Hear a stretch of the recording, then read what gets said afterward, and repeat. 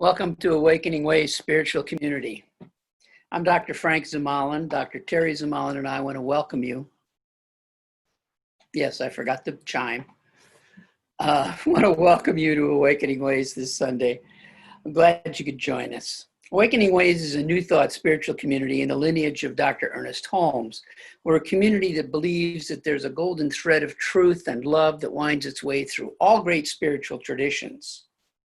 And that whatever the path you have been on may have been, that spiritual tradition ultimately leads you to one thing and one thing only, and that is awakening to the divinity within you, awakening to your own personal sense of that divinity, that God, whatever you choose to call it, that is always within you as you, because it is you.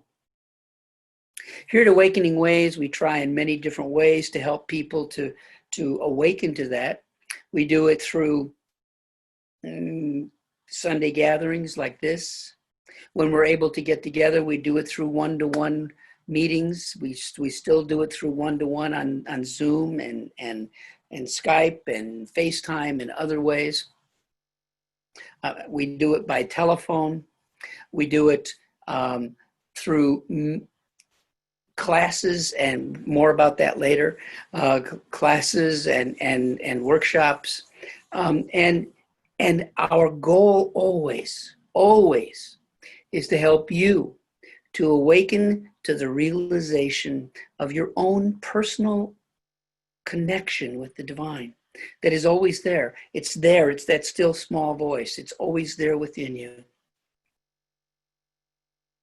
Wherever you may be on your spiritual path right now, for today, you're here with us. Where you go when you leave this today, we can't say. But for right now, we know and we declare that you're here by divine appointment, each and every one of us, to hear something we need to hear. So whatever your spiritual path may be, right now, in this moment, welcome home. We've been waiting for you. It's so wonderful to have you with us. So right now, if you will, I'd like to invite you just to get quiet. Close your eyes if you're comfortable doing so in the safety of your own home. And to know with me, there is one ultimate source in the universe, one creative energy, one love, one mind, one consciousness. Whether we call it God or we Goddess or we call it something else, it doesn't matter. We might call it Allah, Hashem, Krishna. It really doesn't matter. Right here and right now, we know, I know that spirit is all there is. Each and every living presence is that spirit manifesting itself in a physical manifestation, a physical experience, because it's the only way that it can affect its creation, is through taking on that physicality. I know that that is true for me, that I am one with it. I am God having a frank experience, as is true for each and every one of you. And so I know that today, as we move through this next hour together, that each of us is God hearing, God speaking. I know for our musicians that the music they play today it comes from that higher realm of creativity and consciousness, for they too are one with God. I know as Dr. Terry speaks, Reverend Terry was her old title, as Dr. Terry speaks, that she speaks from that pure, clear presence within her. And I know that at the end of the day, each of us is moved, each of us is lifted, uplifted by those words and by the consciousness that we all experience. I am so grateful. I am so grateful knowing that it is a divine appointment that brings us together. And so I simply say, and so it is. Amen.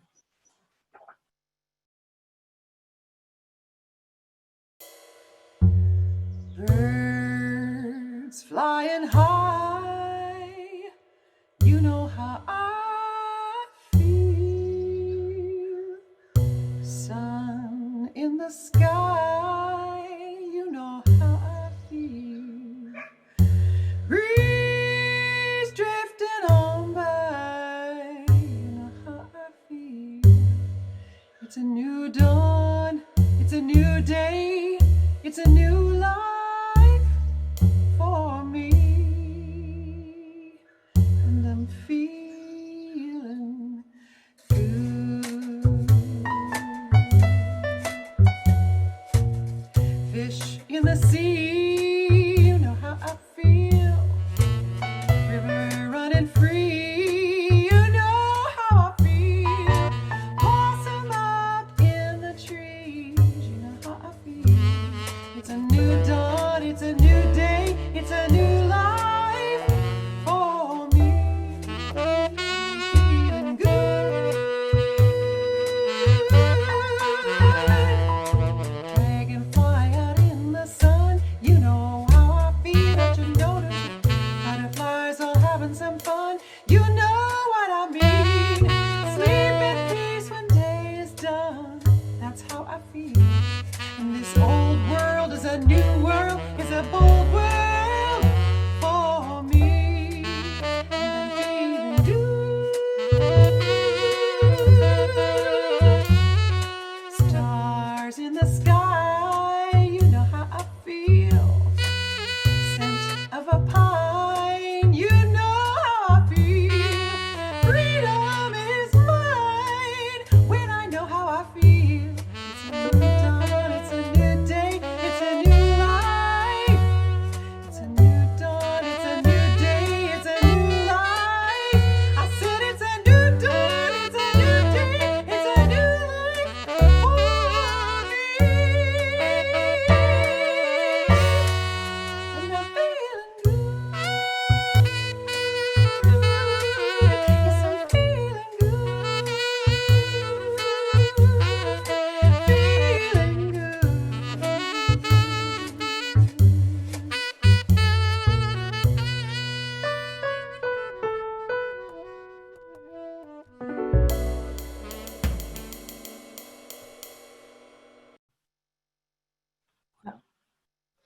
Me too. I'm feeling good. You know, there's only one life, right? There's only one mind. Frank and I were talking about this very song 30 minutes ago. And then Karen sings it so magnificently. Thank you so much for that. Namaste, beloveds. The light and love of the divine in me honors and greets the light and love of the divine in each and every one of you here this morning. Thank you for being here. I know we're all feeling good. So this month, our seed of awakening is the divine quality of plenty. Plenty. And plenty says, I have more than enough. In fact, I have so much more than enough that I have enough to spare and enough to share. I have plenty, overflowing. Isn't it wonderful? Thank you. Thank you. Thank you. Have you been practicing your affirmation this week? Because, yeah, it's pretty powerful. So, plenty, more than enough, enough to spare and enough to share. Well, as I'm working on this talk, I'm, of course, thinking about my own upbringing, my own childhood, and what I can say about my own life is that sometimes we had enough. Sometimes we had barely enough. And sometimes we just didn't have enough. It wasn't that I was living in poverty or anything like that, but certainly there were times, that it was just living on the edge. Let me just say that, living on the edge. But the one thing in my young life that was always plentiful was food. food. We never, ever went hungry. Now, we didn't have fancy meals. We didn't eat fancy recipes or anything like that. My mother was an excellent cook. And so what we had were really tasty meals. And Frank will attest to the fact that my mother was a magnificent, magnificent cook. And so when she cooked, she always made more than enough. Okay, if at the end of any meal there wasn't food left on the table, then in her mind, she had not cooked enough food. Because her philosophy was that everyone should be able to eat until they're full, and there should still be food left on the table to save. And so what this meant for us is that, if we were having people come over for a meal, like let's say 8 people were going to be sitting down at the table to eat, then she cooked for 12. She cooked for 12, and then at the end of the meal, then she sent guests home with food, and she still had food left over to put in the refrigerator for leftovers for the family. And the interesting thing is that food, I don't know why I thought about it, but it was this constant plentifulness of food that allowed us as young children not to feel that sense of lack and limitation, because we always had enough and more than enough to eat. There was never, no, I'm sorry, you'll have to wait. Just go in the refrigerator and get something to eat. There was always more than enough. And that experience for me actually created within me this sense of plenty. And it's one of those life experiences that is kind of part of my consciousness of plenty, my personal consciousness of plenty. I hold that as a reference point within me.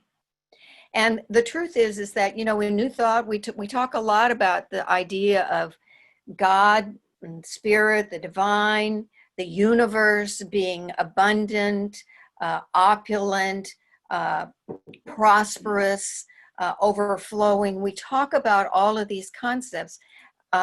We express them, we read about them and all of that, but you know what? They are just words until we are able to literally experience them in our lives, and until we are able to feel them in our bodies. They're just ideas, they're just concepts, until we actually feel them and experience them. And the truth is that for each and every one of us, we have to create our own prosperity consciousness. There's no point in reading about how to develop a prosperity consciousness that someone else has. Good for them, and there may be pieces from what they share that will help us, and we can incorporate them into our lives, into our belief system. But we have to start from our own personal consciousness of plenty, from our own, that we create from our own life experiences. And when we create this consciousness of plenty, it serves us as we go through life. Whenever we find ourselves in a place of lack and limitation, we turn to our own personal consciousness of plenty. And this consciousness of plenty is not just about money. It's not just about financial prosperity. Plenty is the divine idea of this feeling of fullness, this fullness that is overflowing, the good that just keeps coming, that just keeps overflowing, good of any and all kinds. So let me just ask you, do you remember how you felt when you got your allowance? Do you remember how, oh my gosh, I can go, well, when you're really young, you think you can buy, a new car with, your nickel that you've got. But you felt so rich. You felt like there was so plentiful in that moment. Do you remember how rich and blessed you felt when you just hung out with all your friends and you just had a good time and you just enjoyed each other's company? You felt so full and so happy. That's plenty. That's prosperity. Do you remember when you were really young and you had so much energy, so much enthusiasm that even if you were by yourself, you could just start running? I used to do this. Maybe you did too. I would just start running and I would just run and run and run and run until I just couldn't run anymore. I was just out of breath and my little legs gave out. But oh, it was such an amazing feeling. Such an amazing feeling. Do you remember when you got just what you wanted for Christmas or just what you wanted for your birthday? You felt like the world was so plentiful in that moment.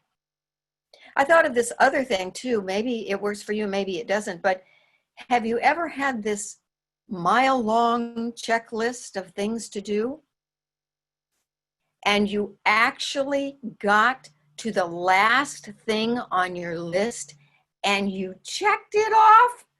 Oh, okay. That to me, that is like heaven. It was such a plentiful feeling. And I'm talking in past tenses right now because I've got a lot of checklists going and I haven't reached the end of checking off all the things I have to do. But what a wonderful experience of plenty.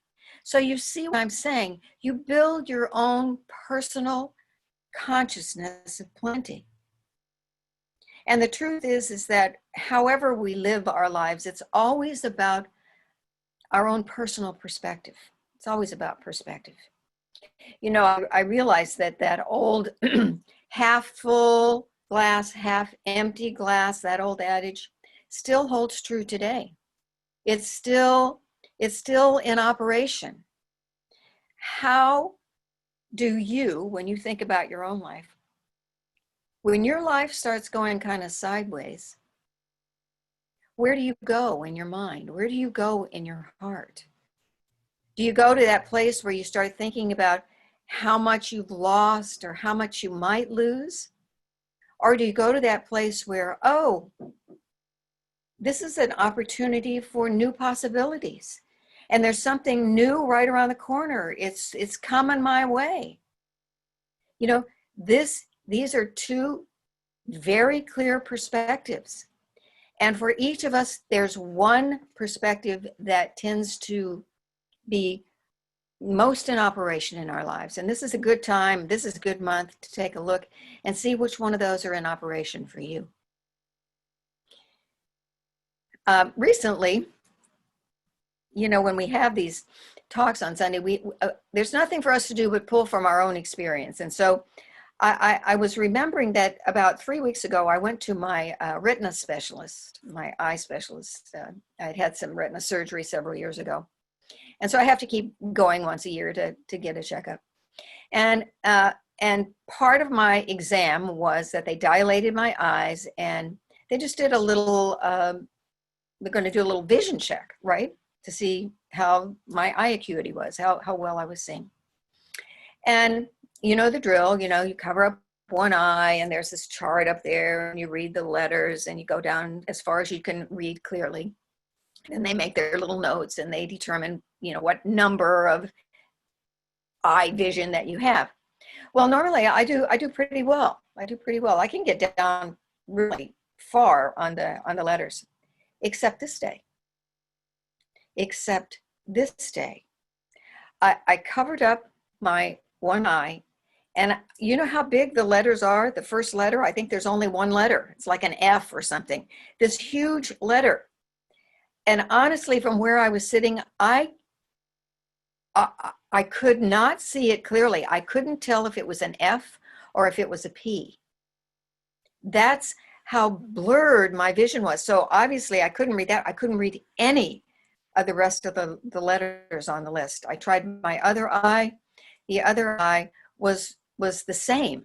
This had never happened before. Now, I'm breathing and I'm trying to stay calm, but in all honesty, the freak factor was in. I was absolutely freaking out. I could not figure out what was going on.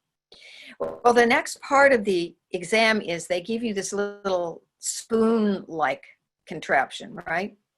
And you still have one eye covered, and then you put this it's a stick with a round circle, and within the circle are all these little pinholes.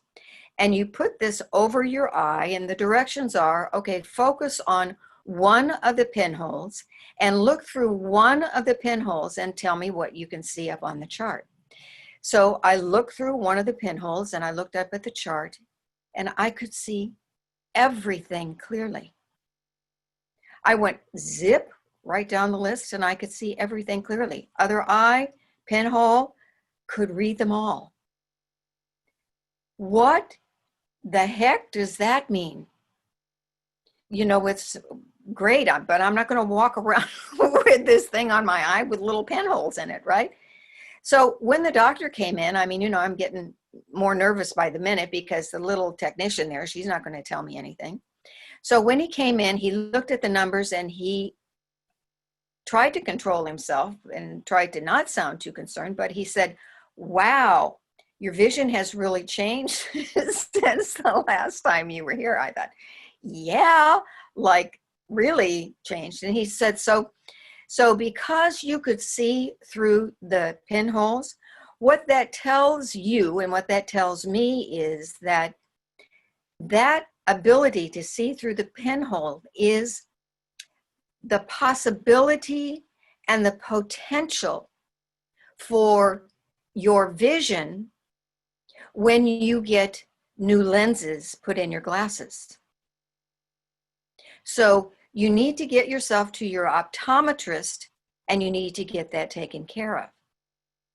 Well, okay, so I breathed a big sigh of relief and I will do that. I will just go and get new glasses and get that taken care of. But, this is New Thought teaching. And so I walked out of there and I thought, oh, this is so not about my vision. This is about something that I am believing, something that I'm experiencing, something that I have taken inside of me and is now manifesting in my life, some kind of belief. And so I need to find out, I need to discover what that is.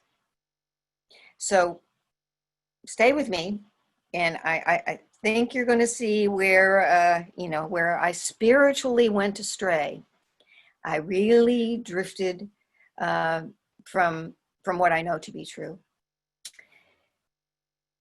Frank spoke last week about what it is that we are experiencing in our life right now, where we are we're kind of winding things down, but we are moving from the home that we've been living in for 28 years, and we're moving into a smaller home, and we're in the middle of all of that craziness.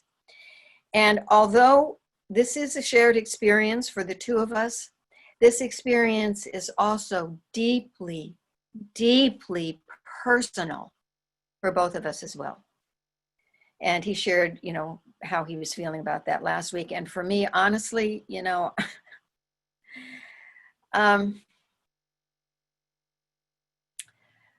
there have been so many times that I have been on my knees sobbing through this whole experience. It has been one of the most difficult and most painful experiences in my life. There are a lot of reasons for that. I'm not going to talk about all the reasons why. I'll just say that basically I can just kind of whittle it all down into saying that I'm just swimming in this sense of overwhelm of everything. And so when we started with the idea of selling the place, and we were in the process of doing that, I would look at all that we had, okay? We have a lot. And I would see all of the things there were to do, all the things that had to be sorted, all the things that had to be cleaned, all the things that had to be organized, all of the things that needed to be put together, and you know, the yard that needed to be changed and straightened out, and it just went on and on and on. All of the things that, don't get me started on the garage, because that was like a whole nother nightmare world. All of these things. And then the truth of that is that the only people who could do those things were Frank and I. Okay. Only I could do the stuff that I could do to figure out what needed to be saved and tossed, and only he could do the things that he needed to do to figure out what was saving and what was tossing. And then on top of all of this, I'm feeling this overwhelming sadness at leaving this place that I absolutely love. We built this house, we love this house, we love the property.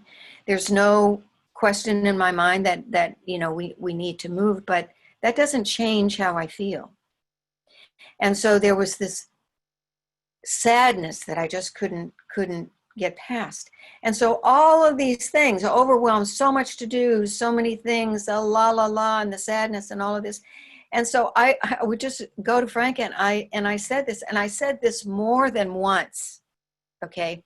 In fact, I said it many times. In fact, I think I probably said it every day for weeks. Now listen to what I said. I said, I just can't see it. I just can't see how we are ever going to be able to get through this. I can't see it. I cannot see it. And Frank would say, just like I would say that, over and over again, he would say, I know. I know. Just very quietly, I know.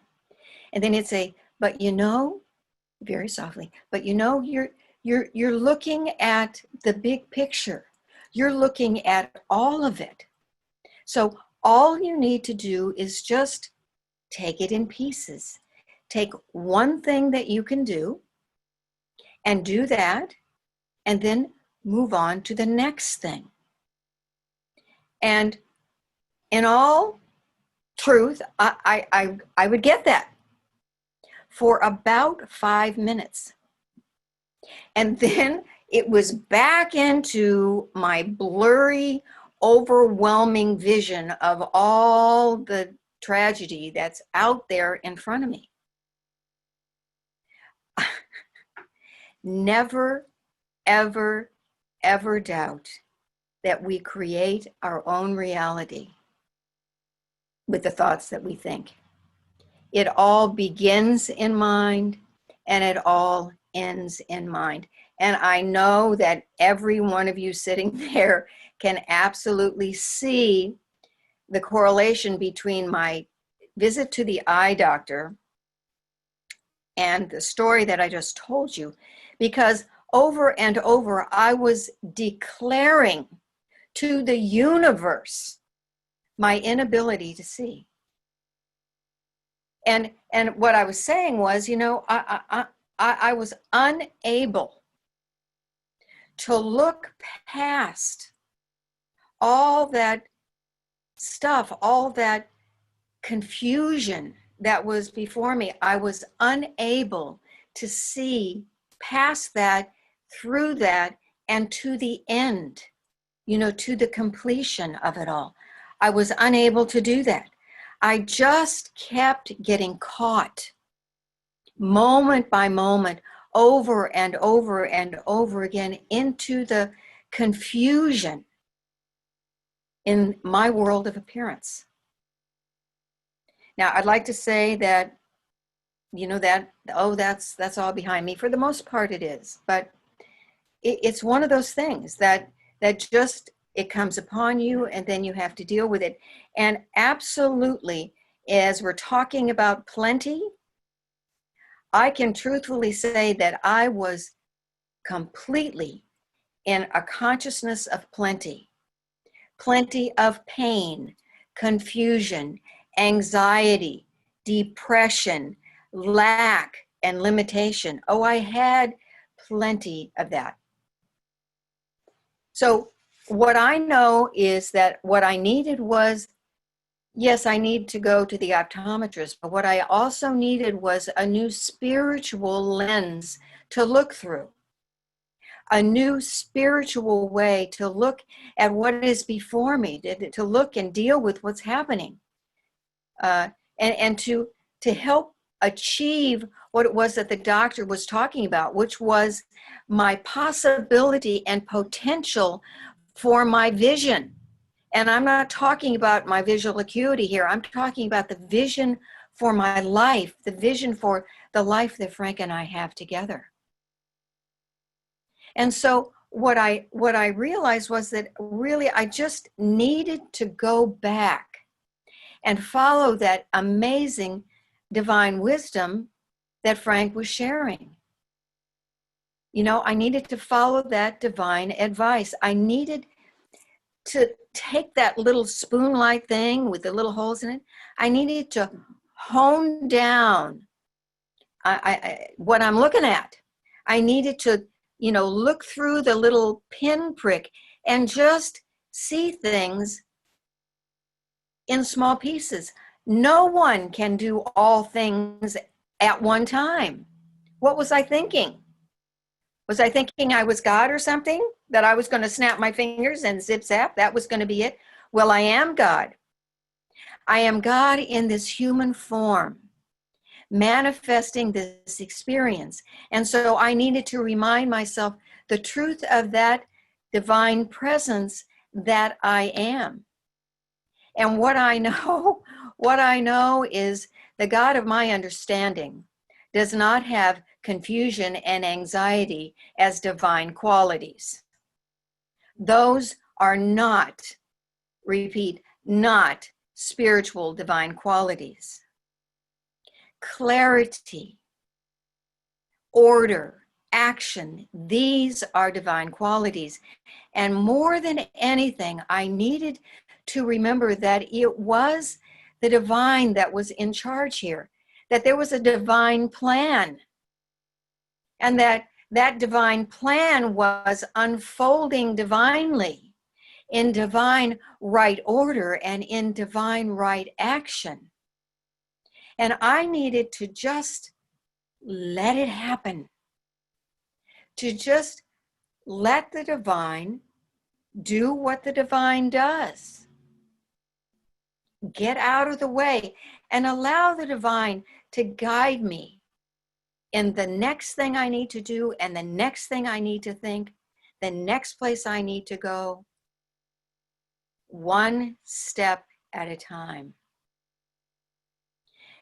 I don't think I mean, this is an extraordinary circumstance here moving, but, you know, I don't think that in the real world of people that my experience is any different than most people. I mean, we all have similar experiences, you know, where we get taken in by the world of appearances. And in this day and age, and with the crazy confusion going on, we're really susceptible to falling into that place of getting sucked into the world of appearances. And as soon as we do, we start feeling helpless.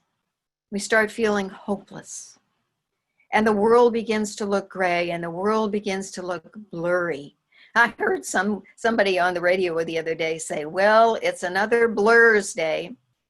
Like every day was Blur's day because one day ran into the next and it was all just as fuzzy and blurry as the day before. But we have to be open and available and aware and awake to see what our thinking is and to understand that the universe is unlimited. You know, the universe has all the answers, all the solutions, and all the resources we need for whatever it is that we are experiencing. All of the answers, all of the solutions, and all of the resources. You know, I'm sitting at my house thinking, oh, I'll never be able to do it alone, all by myself. Oh, poor me, poor me. Okay, wait a minute. There's a whole world out there waiting for me to ask for help. We have an incredible realtor that she's just a little dynamo. She's fabulous. We have somehow or another come across this family of remarkable, beautiful young men with all of these talents and skills, you know, window washing and handymen, and they can do anything and everything, and they're available to help us out, and they've been helping us out, right? We have on our property right now the biggest dumpster that you have ever seen in your life parked right there. I call that a resource, okay? That is my resource to take and get rid of right there on the spot anything that no longer serves me. There's no, well, I'll put it over here and then I'll think about whether I want to get, no.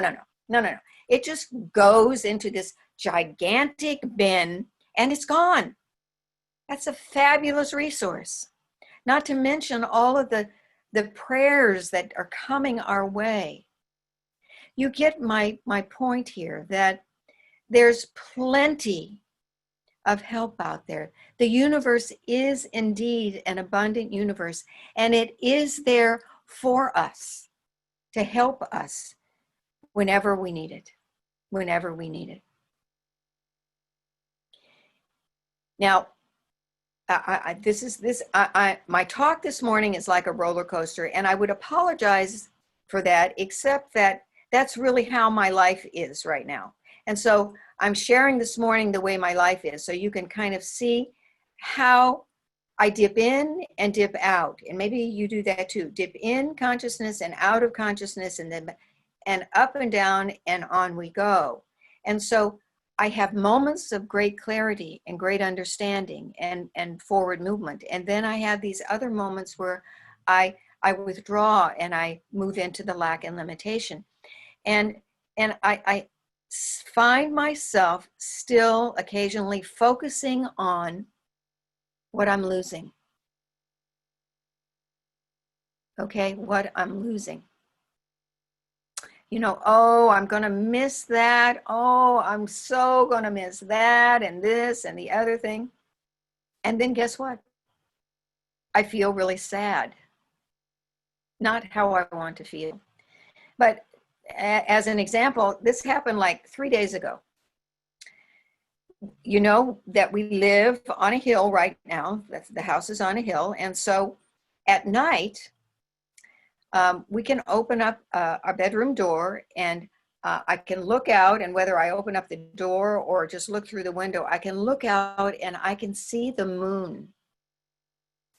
In whatever phase it's in, I can see it right outside the door or right outside the window. And then when I lie in bed, that moonlight literally shines on me while I'm lying in bed. And I'm aware of it. I'm conscious of it.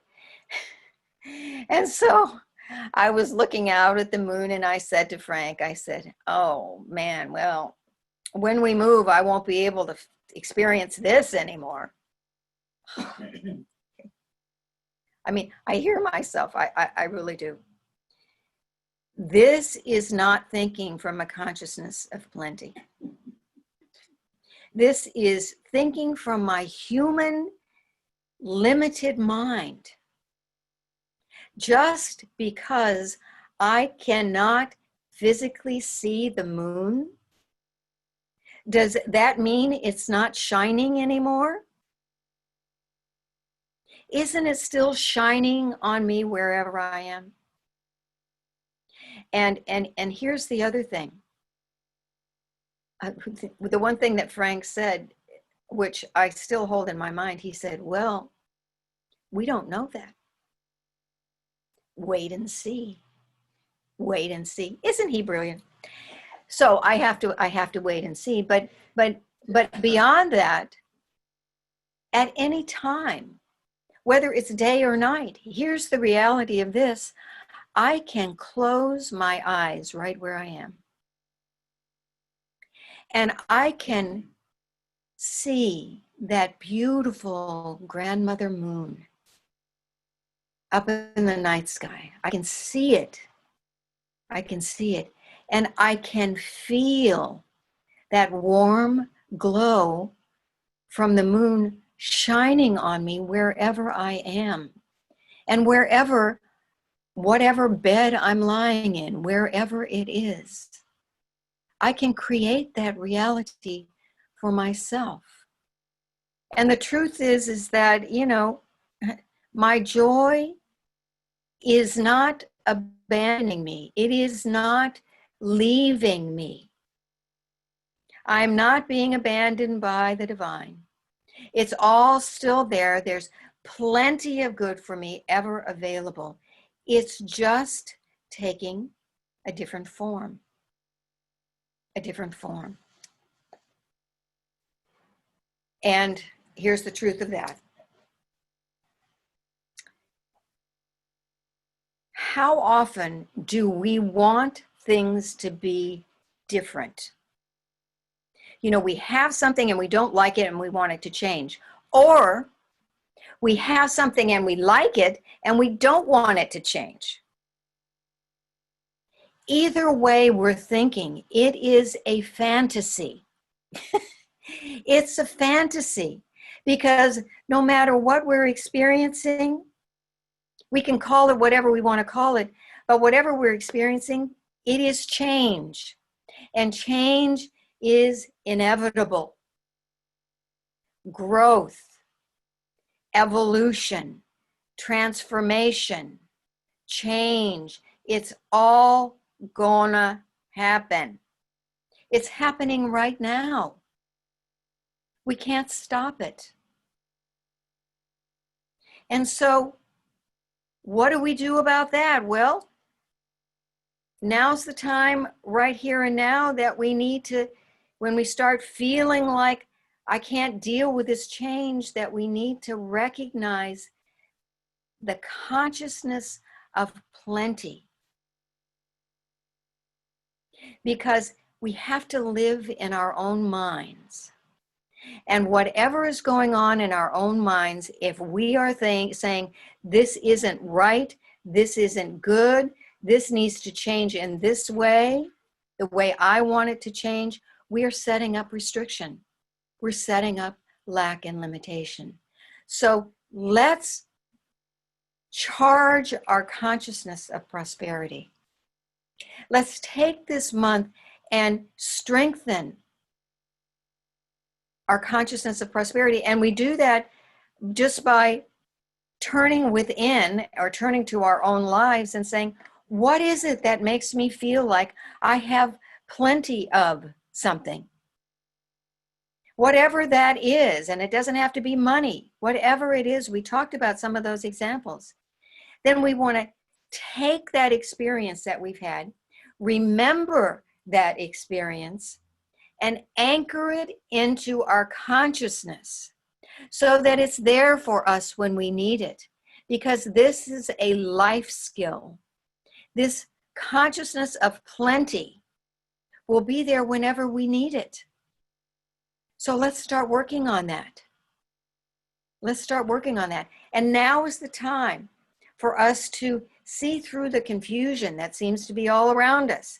And remember that it is God that is in charge.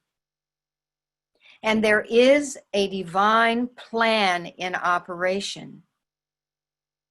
And divine order and divine action is taking place. So we can just relax and let it unfold. Just let it unfold. Now is the time for us right now, right here and right now, to just stop and breathe and bless where we are. Bless where we stand right here and right now. And just feel, just let ourselves feel. Let ourselves feel what is around us, what we see, what we hear, and let ourselves be in the plenty that is right where we are. Can we do this? I think we can. And I think it's necessary because, like I said, this life skill, if you're feeling really, really prosperous and really filled with plenty today, that is wonderful. But just in case we have a little dip in our consciousness, let's shore up our consciousness of plenty right now. Let's practice it. And so I'd like to leave you today with an affirmation, and it's kind of a long affirmation. And so I'd like to just say it for you and just invite you to take these words into your mind, into your heart, and into your body. And let these words ring true for you, okay?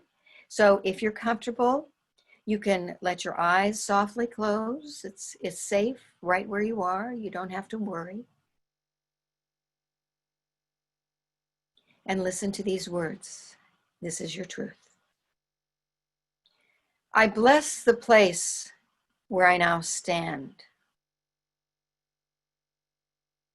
I truly bless this place where I am. And I declare that my kingdom, my queendom of heaven is right where I am here and now. And the rich, abundant, and plentiful rush of divine goodness flows freely and effortlessly in my life now and always. Isn't it wonderful? Thank you, thank you, thank you. And so it is. Namaste.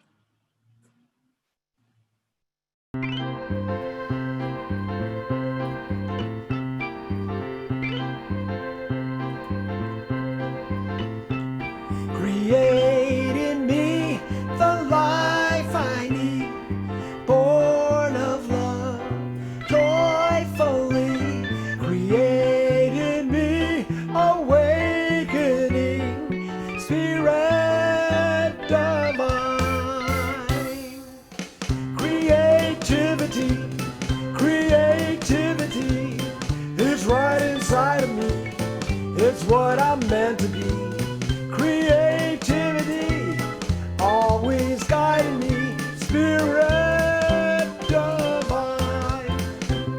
Create in me the peace I need, born of love, joyously. Create in me awakening, spirit divine. Creativity, creativity, it's right inside of me, it's always guiding me. Creativity, it's there for all to see, spirit divine. Time for a solo. The short one. Create in me security, spirit divine. Create in me the life I lead, spirit divine.